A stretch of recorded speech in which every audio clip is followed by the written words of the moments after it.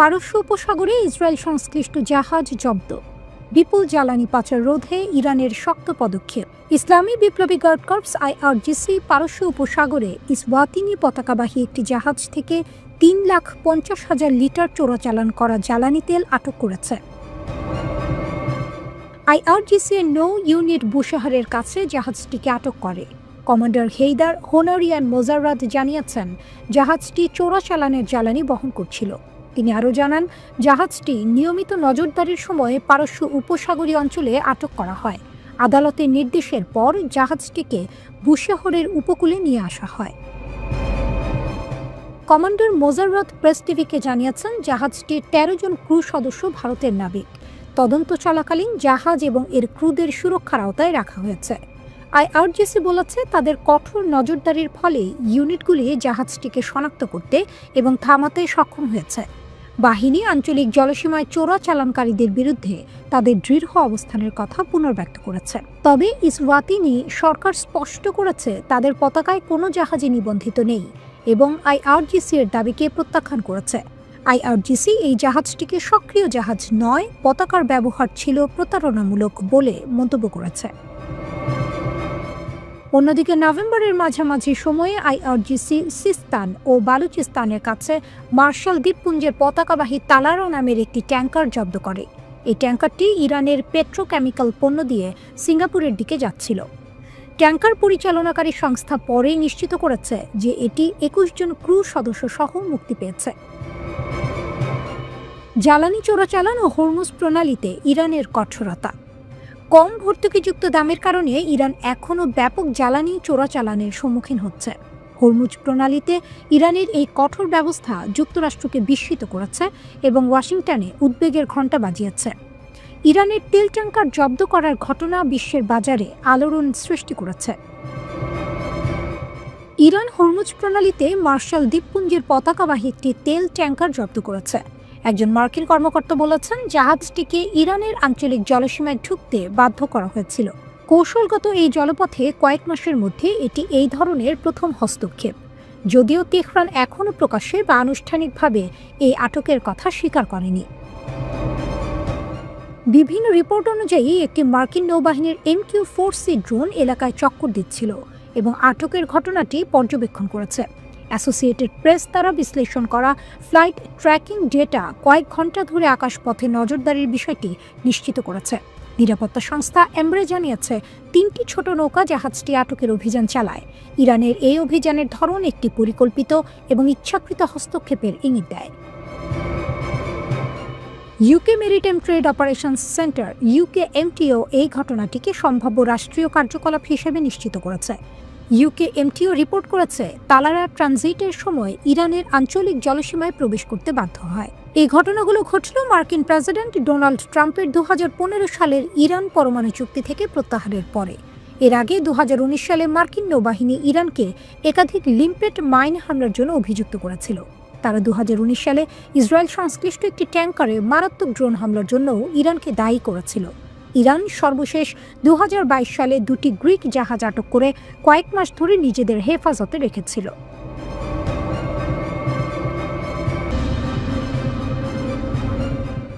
Russia ঘোষণা করেছে যে তারা ব্রিটিশ তৈরি স্টর্ম শ্যাডো ক্রুজ মিসাইল মাঝ আকাশেই ধ্বংস করেছে।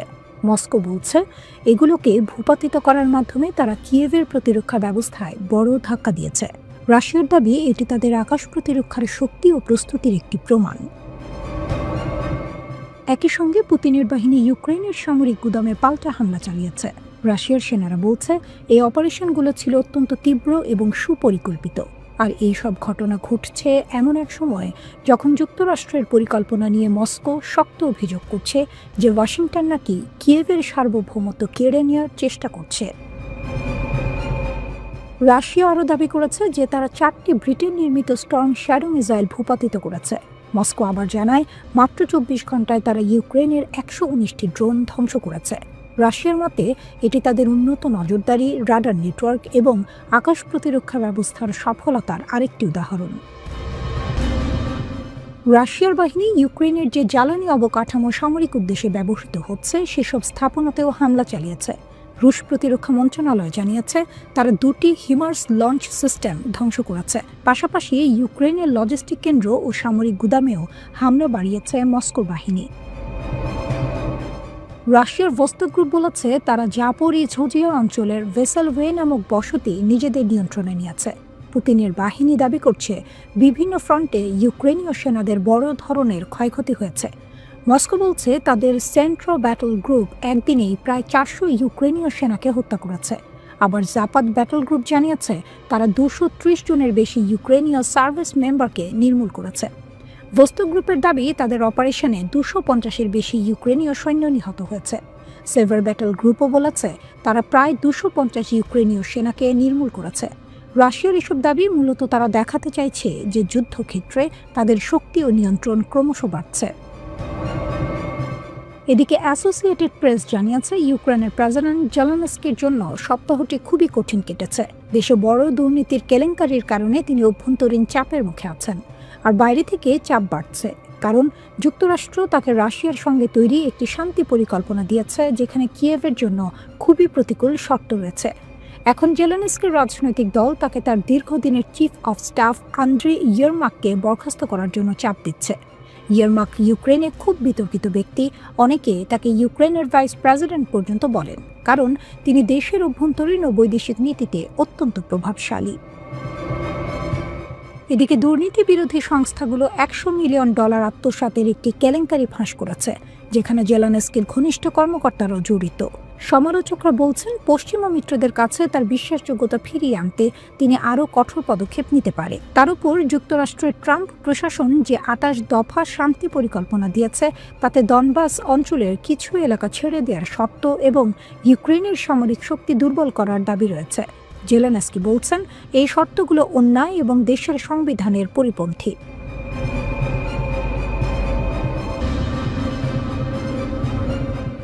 ইসরায়েলি কর্মকর্তারা বলছেন হামাস এখন হিজবুল্লাহ ও ইরানের সঙ্গে ঘনিষ্ঠভাবে সমন্বয় করছে, যাতে প্রতিরোধের অক্ষ আবার গড়ে তোলা যায়। অন্যদিকে আইডিএফ গাজা ও দক্ষিণ লেবাননে হামলা বাড়িয়েছে, এই তথ্য জানায় ইসরায়েলি প্রতিরক্ষা কর্মকর্তারা। রিপোর্ট জেরুজালেম পোস্টের। প্রশ্ন উঠেছে গাজা থেকে নতুন করে রকেট হামলা হতে পারে কিনা এবং উত্তরের সীমান্তে ইসরায়েল কী পদক্ষেপ নিতে পারে। কর্মকর্তারা বলছেন আপাতত যুক্তরাষ্ট্রের চাপ ইসরায়েলকে আরও বড় সামরিক প্রতিক্রিয়া থেকে বিরত রাখছে, যদিও হিজবুল্লাহ অস্ত্রবিরতির নিয়ম ভঙ্গ করছে। ইসরায়েলের সাউদার্ন কমান্ডের সূত্র জানায় হামাসের সামরিক শাখা অস্ত্রবিরতির পর থেকেই তাদের শক্তি আবার গড়ে তুলছে। তারা গোয়েন্দা তথ্য সংগ্রহ করছে, নতুন সদস্য নিচ্ছে, প্রশিক্ষণ দিচ্ছে এবং পরিস্থিতি উত্তপ্ত করার প্রস্তুতি নিচ্ছে। সূত্রগুলোর দাবি হামাস এখন এমন সুযোগ খুঁজছে যাতে হঠাৎ করে সীমিত আকারের আক্রমণ চালাতে পারে আইডিএফ এর ইউনিটগুলোর বিরুদ্ধে, যা অস্ত্রবিরতির শর্ত লঙ্ঘন করবে। ইসরায়েলি কর্মকর্তারা আরও বলেন ইরান এখন নতুনভাবে প্রতিরোধের অক্ষ পুনর্গঠন করছে এবং সেই অক্ষের নেতৃত্বে রয়েছে তেহরান।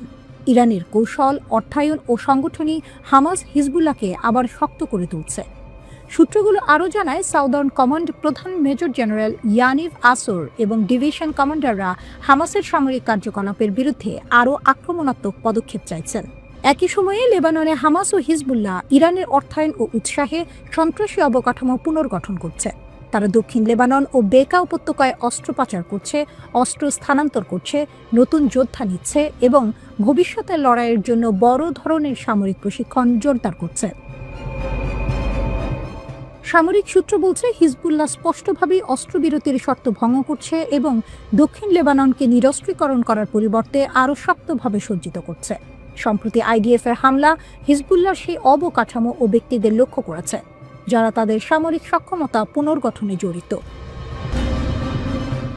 সূত্রগুলো আরও বলছে নর্দার্ন কমান্ড প্রধান হিজবুল্লাহর এসব লঙ্ঘনের বিরুদ্ধে আরও কঠোর জবাব দিতে চান, কিন্তু এই পর্যায়ে যুক্তরাষ্ট্র ইসরায়েলে হাত বেঁধে রেখেছে। প্রধানমন্ত্রী বেনিয়ামিন নেতানিয়াহুর সিরিয়া সফর, যেখানে তার সঙ্গে ছিলেন প্রতিরক্ষা মন্ত্রী, পররাষ্ট্রমন্ত্রী এবং শিন বেত প্রধান, মূলত যুক্তরাষ্ট্র ও সিরিয়ার প্রেসিডেন্ট আহমদ আল শারাকে বার্তা দেওয়ার জন্যই ছিল সফর। বার্তাটি হচ্ছে ইসরায়েল গোলান মালভূমির নিরাপত্তা বাফার ছাড়বে না। এটি ঘটছে এমন সময়ে যখন সারা বলছেন ইসরায়েলের সঙ্গে সম্পর্ক স্বাভাবিক করতে চান যদি আইডিএফ গোলান মালভূমি থেকে সরে যায়। ইসরায়েলি নিরাপত্তা কর্মকর্তারা মনে করেন ওয়াশিংটন ও দামেস্কের সাম্প্রতিক ঘনিষ্ঠতা তাদের বিচলিত করছে না। তাদের মতে সারার অতীতের জিহাদি পরিচয় এত সহজে মুছে ফেলা যাবে না, যদিও যুক্তরাষ্ট্র তার মাথার দাম সরিয়ে দিয়েছে। তারা আরও বলেন সারা তার নিজের দেশকেও পুরো নিয়ন্ত্রণ করেন না।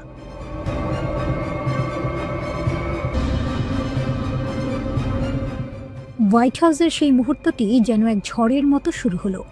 এবিসি নিউজের একজন রিপোর্টার দাঁড়িয়ে সরাসরি প্রশ্ন ছুড়ে দিলেন, মিস্টার প্রেসিডেন্ট, আপনার পরিবার কি সৌদি আরবের সঙ্গে ব্যবসা করছে?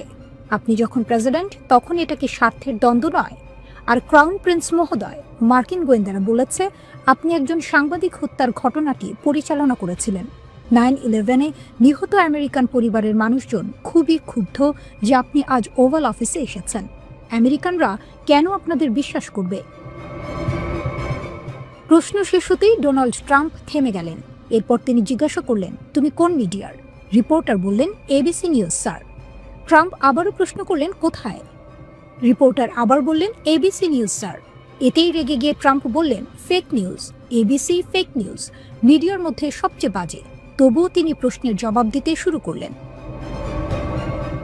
ট্রাম্প বললেন, আমার পরিবার কি ব্যবসা করছে তা তাদের বিষয়, তারা সারা দুনিয়ায় ব্যবসা করে, সৌদি আরবের সঙ্গে খুব কম করেছে। আমি প্রেসিডেন্ট হওয়ার পর পারিবারিক ব্যবসা থেকে সম্পূর্ণ সরে এসেছি।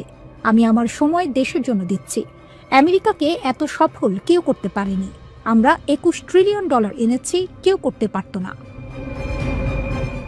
এরপর তিনি সৌদি আরবের ক্রাউন প্রিন্স মোহাম্মদ বিন সালমানের দিকে ইশারা করে বললেন, এই ভদ্রলোক চমৎকার কাজ করেছেন।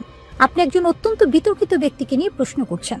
অনেকেই তাকে পছন্দ করতেন না, কিন্তু যেসব ঘটনা ঘটেছিল এরা তার কিছুই জানতেন না। তাই আমার অতিথিকে বিব্রত করার দরকার নেই। ট্রাম্পের কথা শেষ হতেই আবারও রিপোর্টার একই প্রশ্ন তুললেন। তখন ট্রাম্প আরও বিরক্ত হয়ে আবার বললেন, তুমি কোন মিডিয়ার? এবিসি? হ্যাঁ, এবিসি তো সবচেয়ে খারাপ। এবার কথা বলার সুযোগ চাইলেন সৌদি ক্রাউন প্রিন্স মোহাম্মদ বিন সালমান, এমবিএস। শান্ত স্বরে তিনি বললেন, 9/11 ঘটনায় আমেরিকার পরিবারগুলোর কষ্ট আমি বুঝতে পারি, কিন্তু বাস্তবতা হলো বিন লাদেন সৌদি নাগরিকদের ব্যবহার করেছিলেন শুধু একটি কারণেই, আমেরিকা সৌদির সম্পর্ক নষ্ট করা। তিনি জানতেন শক্ত সম্পর্ক চরমপন্থাকে দুর্বল করে দেয়। তাই যে কেউ এই সম্পর্ক নিয়ে সন্দেহ ছড়ালে সে আসলে বিন লাদেনের উদ্দেশ্য পূরণ করছে। সাংবাদিক হত্যার ঘটনাটি আমাদের জন্য খুবই বেদনার। কেউ আইন বহির্ভূতভাবে মারা গেলে তা আমাদেরকেও কষ্ট দেয়। আমরা তদন্ত করেছি, ব্যবস্থা নিয়েছি এবং সিস্টেম বদলেছি যেন এমন ঘটনা আর না ঘটে। এটা একটা বড় ভুল ছিল আর আমরা চেষ্টা করছি যাতে ভবিষ্যতে এমন না হয়। তার কথা শেষ হওয়ার পর আবার ট্রাম্প সাংবাদিককে আক্রমণ করে বললেন, তুমি খুব খারাপ রিপোর্টার। তোমার প্রশ্ন করার ধরনটাই সমস্যা। তুমি এমন একজন সম্মানিত ব্যক্তিকে অপমান করার মতো প্রশ্ন করছো। একই প্রশ্ন ভদ্রভাবে জিজ্ঞেস করা যেত। কেউ তোমাকে উস্কে দিয়েছে, এবিসি সবসময় এমন করে। তুমি খুব খারাপ মানুষ এবং খারাপ রিপোর্টার।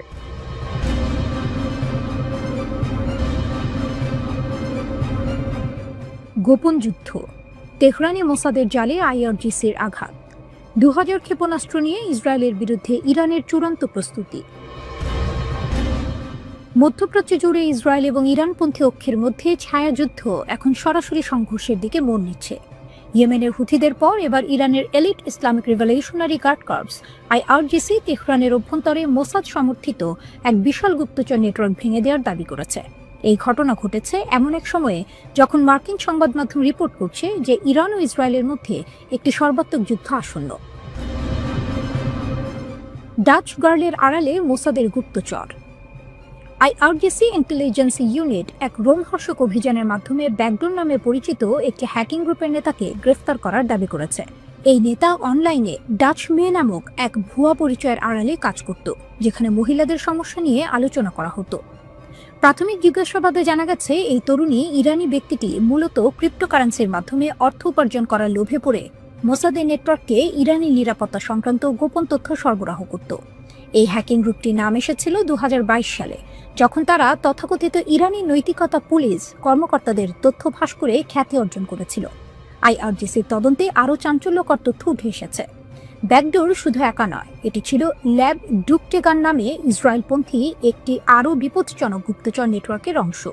এই নেটওয়ার্কটি গর্ব করে টেলিগ্রামে তথ্য দিত যে তারা ইরানের অভ্যন্তরে লক্ষ্যবস্তুতে গোয়েন্দা তথ্য সংগ্রহ করেছে। তেহরানের অভ্যন্তরে ইসরায়েলি গোয়েন্দাগিরির এই বিশাল জাল উন্মোচিত হওয়ায় পরিস্থিতি এখন বিস্ফোরণোন্মুখ। হুথিদের ডাবল স্ট্রাইক, মার্কিন সৌদি যোগসাজশ। তেহরানের এই ঘোষণার একদিন আগেই ইয়েমেনি হুথিরা একটি আরও বৃহত্তর গুপ্তচর নেটওয়ার্ক উন্মোচনের দাবি করে আন্তর্জাতিক মহলে আতঙ্ক সৃষ্টি করেছিল। তারা সরাসরি মার্কিন সিআইএ, ইসরায়েলের মোসাদ এবং সৌদি আরবের জেনারেল ইন্টেলিজেন্স প্রেসিডেন্সিকে গুরুত্বপূর্ণ তথ্য চুরির জন্য এই কথিত গুপ্তচর নেটওয়ার্ক ব্যবহারের অভিযোগ এনেছে। ইরান ও হুথিদের এই পরপর গুপ্তচর নেটওয়ার্ক উন্মোচনের দাবি প্রমাণ করে যে এই ইরানপন্থী অক্ষটি ইসরায়েলি গোয়েন্দা কার্যক্রমকে এখন একটি সর্বাত্মক হুমকি হিসেবে দেখছে এবং এর বিরুদ্ধে সমন্বিতভাবে পাল্টা আঘাত হানছে। ইরানের চূড়ান্ত শক্তি, 2000 ক্ষেপণাস্ত্রের প্রস্তুতি। এই সমস্ত ঘটনার চূড়ান্ত পরিণতি কি হতে পারে তা নিয়ে এখন বিশ্বজুড়ে জল্পনা। দ্য নিউ ইয়র্ক টাইমসের রিপোর্ট বলছে, মধ্যপ্রাচ্যের বিশেষজ্ঞ ও কর্মকর্তাদের উদ্ধৃতি অনুসারে ইসরায়েল ও ইরানের মধ্যে একটি নতুন যুদ্ধ আসন্ন। ইরানের শক্তি, অস্ত্র বিশেষজ্ঞরা ফাঁস করেছেন যে ইরান তাদের ক্ষেপণাস্ত্র উৎপাদন কর্মসূচি 24 ঘন্টা ত্বরান্বিত করছে। ইরান এখন একযোগে 2000 ক্ষেপণাস্ত্র নিক্ষেপ করার ক্ষমতা বিকাশের জন্য রাত দিন কাজ করছে। জুনে ইরানের পারমাণবিক স্থাপনায় ইসরায়েলের ব্যর্থ হামলার পর তেহরান এই ক্ষেপণাস্ত্র সক্ষমতাকে তাদের প্রতিরোধের চূড়ান্ত গ্যারান্টি হিসেবে দেখছে। গুপ্তচর নেটওয়ার্ক উন্মোচন এবং ক্ষেপণাস্ত্রের এই বিপুল প্রস্তুতি, এই দুই ঘটনা ইঙ্গিত দিচ্ছে যে ইরান সরাসরি সংঘাতের জন্য প্রস্তুত। ইসরায়েল যদি কোনো উস্কানি দেয় তবে ইরান প্রস্তুত এই অঞ্চলে আগুন ছড়ানো 2000 ক্ষেপণাস্ত্র নিক্ষেপ করে জবাব দিতে। মধ্যপ্রাচ্য এখন এক পারমাণবিক স্ফুলিঙ্গের অপেক্ষায়।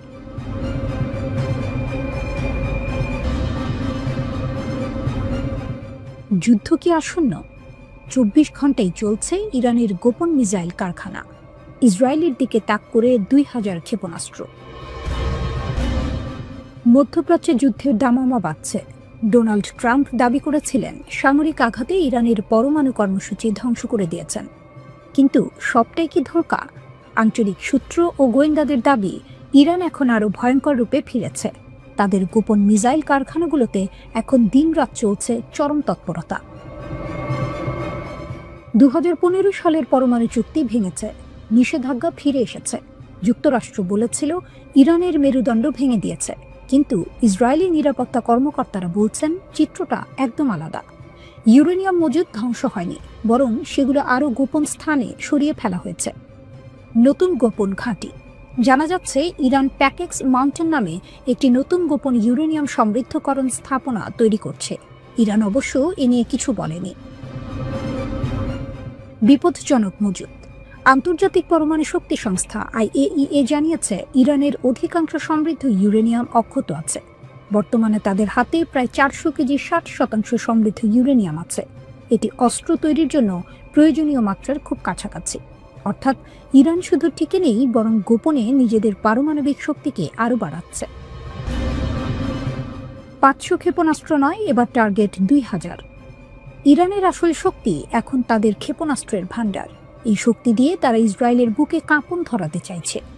ইন্টারন্যাশনাল ক্রাইসিস গ্রুপের কর্মকর্তা আলী ভাইজের মন্তব্য রীতিমতো রোমহর্ষক। ইরানের ক্ষেপণাস্ত্র কারখানাগুলো 24 ঘন্টা নিরবিচ্ছিন্নভাবে চলছে। তাদের লক্ষ্য কি? আলী ভাইজের ভাষায়, আগের যুদ্ধের মতো 12 দিনে 500 ক্ষেপণাস্ত্র নয়, পরের বার তারা একসঙ্গে 2000 ক্ষেপণাস্ত্র ছোড়ার লক্ষ্য নিয়েছে। এই বিপুল পরিমাণ ক্ষেপণাস্ত্র ছোড়ার উদ্দেশ্য খুবই মারাত্মক, ইসরায়েলের অত্যাধুনিক প্রতিরক্ষা ব্যবস্থাকে এক ধাক্কায় অচল করে দেয়া। ইরানের শক্তি বাড়াচ্ছে চীন। ইরান এই বিপুল মিসাইল ভান্ডার তৈরি করছে কাদের সাহায্যে? ইউরোপীয় গোয়েন্দা সংস্থাগুলোর কাছে চাঞ্চল্যকর তথ্য আছে। চীন থেকে প্রায় 2000 টন সোডিয়াম পারক্লোরেট ইরানে পৌঁছেছে। এই রাসায়নিকটি কঠিন জ্বালানি চালিত ক্ষেপণাস্ত্র তৈরিতে ব্যবহার হয়, অর্থাৎ এটি ইরানের মিসাইল তৈরির গতি বহুগুণ বাড়িয়ে দিয়েছে। ইসরায়েল হিসাব করে দেখছে যুদ্ধের আগে ইরানের হাতে ছিল প্রায় 2700 ক্ষেপণাস্ত্র। নতুন করে তারা ইতিমধ্যেই তার অন্তত অর্ধেক মজুদ পুনর্গঠন করে ফেলেছে। মধ্যপ্রাচ্যে এখন চরম উত্তেজনা। ইরান তার সামরিক প্রস্তুতিকে সর্বোচ্চ পর্যায়ে নিয়ে যাচ্ছে। 24 ঘন্টা ধরে চলছে যুদ্ধকালীন প্রস্তুতি। তেহরানের বার্তা পরিষ্কার, আগামী যুদ্ধ হবে বিধ্বংসী আর তারা তার জন্য পুরোপুরি প্রস্তুত। এই প্রস্তুতি কি শুধু ইসরায়েলের জন্য, নাকি ইরানের টার্গেট যুক্তরাষ্ট্র? ইরানের পররাষ্ট্রমন্ত্রী আব্বাস আরাকচি বলেছেন, পশ্চিমা দেশগুলোর শেষমেশ কোনো উপায় থাকবে না। তারা ইরানকে শান্তিপূর্ণ পারমাণবিক শিল্পের একটি বৈজ্ঞানিক কেন্দ্র হিসেবে স্বীকার করতে বাধ্য হবে। আরাকচির মতে, পশ্চিমাদের আসল সমস্যা পারমাণবিক অস্ত্র নয়, তাদের আসল উদ্বেগ হল ইরানি বিজ্ঞান ও প্রযুক্তির অগ্রগতি। দেশটি এমন একটি অত্যন্ত জটিল ও সংবেদনশীল বৈজ্ঞানিক ক্ষেত্রে, যেখানে স্বাস্থ্য, শিল্প, পরিবেশ ও কৃষি সংক্রান্ত বিভিন্ন দিক রয়েছে, বড় সাফল্য অর্জন করেছে। তারা চায় এই ক্ষমতা শুধুমাত্র নিজেদের হাতে রাখুক, তাই পারমাণবিক অস্ত্রকে অজুহাত বানানো হয়েছে।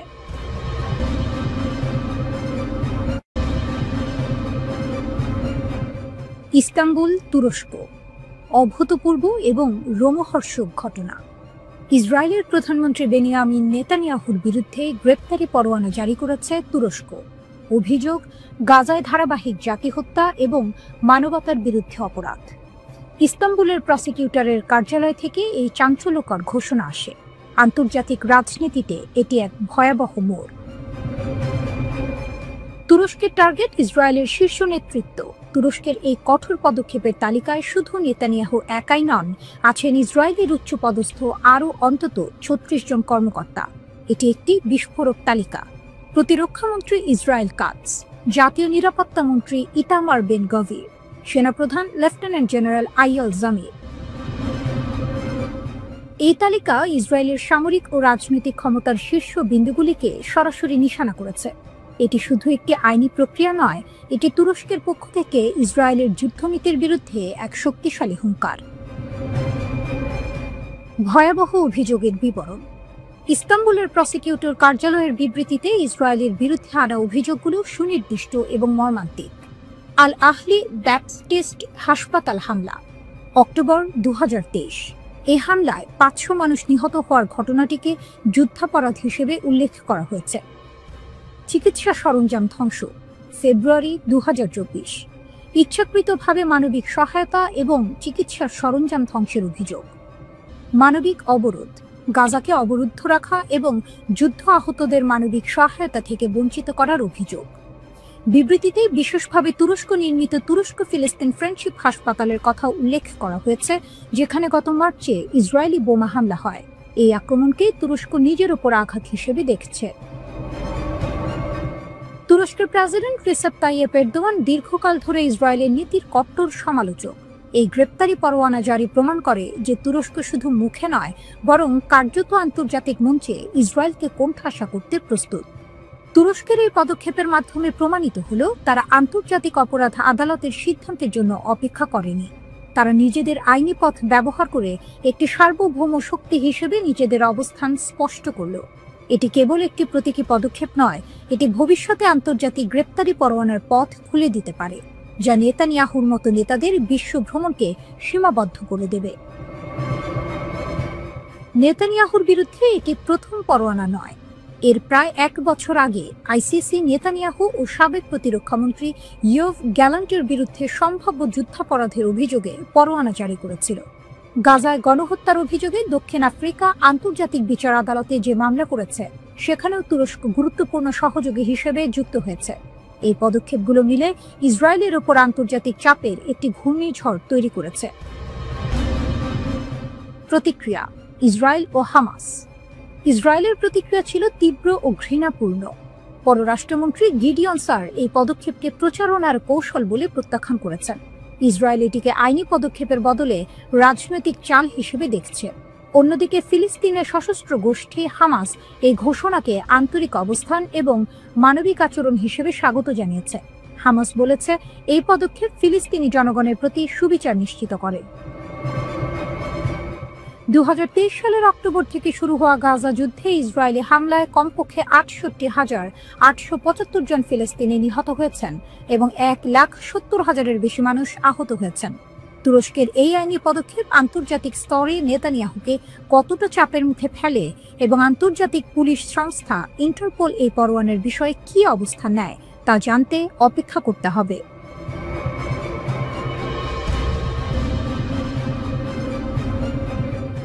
ইয়েমেনের হুথি বিদ্রোহীদের ওপর সৌদি আরবের ক্ষেপণাস্ত্র হামলার বিরল পদক্ষেপ মধ্যপ্রাচ্যে নতুন করে সংঘাতের জন্ম দিয়েছে। লেবাননে ইসরায়েলের হামলার খবরের মধ্যেই এই অপ্রত্যাশিত সৌদি সামরিক অভিযান সংঘটিত হল। ইরানের রাষ্ট্র সমর্থিত সংবাদ সংস্থা মেহে নিউজ এই সামরিক অভিযানকে বোমা হামলা বলে দাবি করেছে এবং বলেছে যে এটি ক্রাউন প্রিন্স মোহাম্মদ বিন সালমানের বা MBS এর সামরিক অভিযানের অংশ। ইয়েমেনের সায়াদা প্রদেশের রাজি সীমান্তবর্তী গ্রামগুলিকে লক্ষ্য করে এই সৌদি ক্ষেপণাস্ত্র হামলার খবর পাওয়া গেছে। ইরানের মেহে নিউজ এজেন্সির মতে স্থানীয় কর্তৃপক্ষ এই হামলার বিষয়টি নিশ্চিত করেছে। ইরান ইয়েমেনের আনসারুল্লাহ হুথি বিদ্রোহীদের সে দেশের বৈধ শাসক হিসেবে গণ্য করে এবং তাদের সঙ্গে তেহরানের ঘনিষ্ঠ সম্পর্ক রয়েছে বলে মনে করা হয়। মেহে নিউজ আরও জানায় যে স্থানীয় কর্তৃপক্ষ সীমান্তের কাছাকাছি আবাসিক এলাকায় একাধিক ক্ষেপণাস্ত্র নিক্ষেপের বিষয়টি নিশ্চিত করেছে। কর্মকর্তারা রিপোর্ট করেছেন হামলাটি বুধবার রাজি জেলার বেসামরিক অঞ্চলে ঘটেছে। যদিও প্রাথমিক প্রতিবেদনে ঘরবাড়ির ক্ষতির ইঙ্গিত দেওয়া হয়েছে, তবে হতাহতের পরিসংখ্যান এখনও নিশ্চিত করা সম্ভব হয়নি। এই হামলা এমন সময় ঘটল যখন ইয়েমেনের সংঘাতের ইতিহাস অত্যন্ত তিক্ত। 10 বছরেরও বেশি সময় আগে সৌদি আরব ইয়েমেনে বিমান হামলা শুরু করেছিল, যা এই অঞ্চলে দশকব্যাপী মানবিক সংকটের জন্ম দেয়। এই সৌদি নেতৃত্বাধীন জোট অন্যান্য উপসাগরীয় রাজ্যগুলিকে নিয়ে সানাতে বোমা হামলা চালায়, যার ফলে 24,000-এরও বেশি মানুষের প্রাণহানি ঘটে এবং ইয়েমেন কার্যত টুকরো টুকরো হয়ে যায়। 2015 সালে শুরু হওয়া সংঘাতে সৌদি আরবের প্রাথমিক লক্ষ্য ছিল ইয়েমেনের প্রধানমন্ত্রীকে ক্ষমতাচ্যুত করার পর হুথিদের সানা থেকে বিতাড়িত করা, কিন্তু সেই লক্ষ্য ব্যর্থ হয় এবং সংঘাত উল্টো হুথি বিদ্রোহীদের আরও বেশি শক্তিশালী করে তোলে। হুথিদের বিরুদ্ধে প্রতিশ্রুত 6 সপ্তাহের বিজয় রিয়াদের জন্য একটি মারাত্মক কৌশলগত ভুল প্রমাণিত হয়েছিল। হুথিদের অসম প্রতিসম আক্রমণ এবং ড্রোন হামলা সৌদি যুদ্ধ পরিকল্পনার দুর্বলতা স্পষ্টভাবে উন্মোচিত করে দেয়। সৌদি সামরিক হস্তক্ষেপ শেষ পর্যন্ত ব্যর্থ হয় এবং ইয়েমেন বর্তমানে রাজনৈতিকভাবে খণ্ডিত ও অর্থনৈতিকভাবে ভেঙে পড়েছে। দেশটি এখন হুথি বিদ্রোহী, দুর্বল সরকার এবং বিচ্ছিন্নতাবাদী শক্তির মধ্যে বিভক্ত। সবচেয়ে ভয়াবহ দিক হল সৌদি নেতৃত্বাধীন জোট এবং হুথিরা উভয়ই ইয়েমেনি জনগণের বিরুদ্ধে অনাহারকে অস্ত্র হিসেবে ব্যবহার করেছে। হুথি বিদ্রোহী শক্তিগুলোকে একত্রিত করার লক্ষ্যে নেওয়া রিয়াদ চুক্তি এবং রাষ্ট্রপতি পরিষদ বছরের পর বছর ধরে ব্যর্থ হয়েছে। এরই মধ্যে হুথিরা লোহিত সাগরের হামলা এবং আঞ্চলিক প্রভাবের মাধ্যমে বিশ্বব্যাপী মনোযোগ আকর্ষণ করেছে। তারা ইসরায়েলের চলমান যুদ্ধের মধ্যে গাজার সাথে সংহতি জানিয়ে বিশ্বব্যাপী বাণিজ্যকে ব্যাহত করার চেষ্টা করছে। কিন্তু এই সামরিক ও রাজনৈতিক খেলার শিকার ইয়েমেনি জনগণ। তারা এখনো 1 দশকের যুদ্ধ, প্রজন্মের পরাজয় এবং ধ্বংসপ্রাপ্ত অবকাঠামোর ভয়াবহ পরিণতির শিকার। এই নতুন হামলা সেই ক্ষতকে আরও বাড়িয়ে তুলবে বলেই মনে করা হচ্ছে।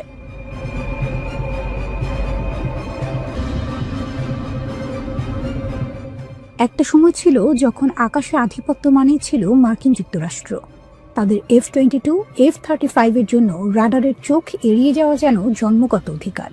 কিন্তু আজ এই মঞ্চে চীন নতুন খেলার জন্ম দিতে চাইছে। এ কেমন পরিবর্তন? ওয়াশিংটনের কপালে আজ স্পষ্টতই চিন্তার ভাঁজ।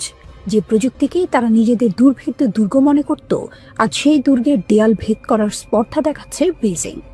যখন বিশ্বমঞ্চে কূটনীতির দাবা খেলায় ট্রাম্পের হাতে কিছু না থাকার হতাশা স্পষ্ট, ঠিক তখনই শি জিনপিং এর নীরবতা যেন ভবিষ্যতের এক শক্তিশালী ঘোষণার প্রতিচ্ছবি। চীন জানে তারা কি চায় এবং পশ্চিমারা জানে এই নতুন খেলায় চীন রাশিয়া জোটের উত্থান এ কোনো সাধারণ ঘটনা নয়।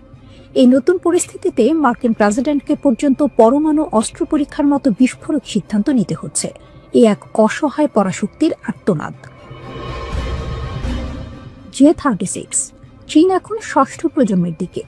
শত্রুর রাডারকে ধোঁকা দেওয়ার সেই স্টেলথ প্রযুক্তির মুকুটটা এতদিন ছিল যুক্তরাষ্ট্রের মাথায়, কিন্তু দেখুন চীন কি গতিতে, কি দৃঢ়তায় সেই মুকুট দখলের দিকে এগিয়ে চলেছে। এ যেন ময়দানের মাঝখান দিয়ে এক দুর্বার দৌড়। চীনের হাতে এখন 6ষ্ঠ প্রজন্মের যুদ্ধ বিমান তৈরির 2টি প্রকল্প, আর তার মধ্যে একটি সেই J-36, যার নতুন প্রোটোটাইপ সম্প্রতি চীনের আকাশ ছুঁয়েছে। আর এর আকাশ ওড়া মানে বিশ্বের প্রতিরক্ষা মানচিত্রে একটি ভূমিকম্প। এ শুধু একটি বিমান নয়, এ হলো শি জিনপিং এর অদম্য ইচ্ছা শক্তি। সামাজিক মাধ্যমে সেই বিশাল 3 ইঞ্জিন বিশিষ্ট স্টেলথ বিমানের ছবি ছড়িয়ে পড়ার পর থেকেই ঝড়ে উঠেছে সমরাষ্ট্র শিল্পে। J-36 ডানা মেলেছে। এটি প্রথম প্রকাশের মাত্র 10 মাসের মধ্যে দ্বিতীয় সংস্করণের উড্ডয়ন। এ এক বিস্ময়কর গতি। নতুন intake design, landing gear, exhaust layout সবই পরিবর্তিত। কেবল আগের সংস্করণের সেই ডেল্টা আকৃতির ডানা এবং পাশাপাশি বসার ককপিট নকশা অক্ষত। এটি যেন চীনের নতুন আকাশ শাসনের সিলমোহর। এই নতুন প্রজন্মের যুদ্ধ বিমানগুলি শুধুমাত্র উঠতে পারলেই হবে না, এদেরকে মনুষ্যবিহীনভাবে বিমান বা ড্রোনকে নিয়ন্ত্রণ করতে সক্ষম হতে হবে। J-36 এর মাঝেও সেই একই আমেরিকান ধাঁচের দক্ষতার ছাপ। এখন পরিসংখ্যানের দিকে তাকান। ওয়াশিংটনের কাছে যখন 185টি F-22 এবং 400টি F-35, সেখানে চীনের হাতে 300 এর বেশি J-20।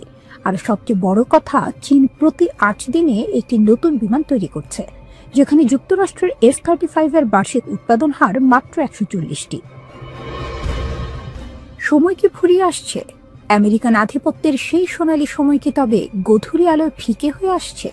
এই গতি যদি অব্যাহত থাকে, তাহলে আগামী 23 বছরের মধ্যে চীন বিমান উৎপাদনে যুক্তরাষ্ট্রকে পেছনে ফেলতে পারে। এশিয়া যদি এই গতিতে ভবিষ্যৎ প্রজন্মের যুদ্ধ বিমান তৈরি করতে থাকে, তাহলে পশ্চিমা দেশগুলি কেবল দর্শকের ভূমিকায় থাকবে। ইতিহাসের পাতায় দ্বিতীয় বিশ্বযুদ্ধের পর এই প্রথমবার মার্কিন যুক্তরাষ্ট্র হয়তো আকাশে তাদের সেই একচ্ছত্র আধিপত্য হারাতে চলেছে। এ যেন ফুটবলের মাঠে শেষ বাঁশি বাজার ঠিক আগের মুহূর্ত। সবাই স্থির, রুদ্ধশ্বাস। নতুন এক পরাশক্তি তাদের সামরিক পেশি দেখাতে প্রস্তুত। পশ্চিমারা দুশ্চিন্তায়, চীন নীরব, আর আকাশে সেই J-36 যেন নতুন এক ইতিহাসের জন্ম দিচ্ছে।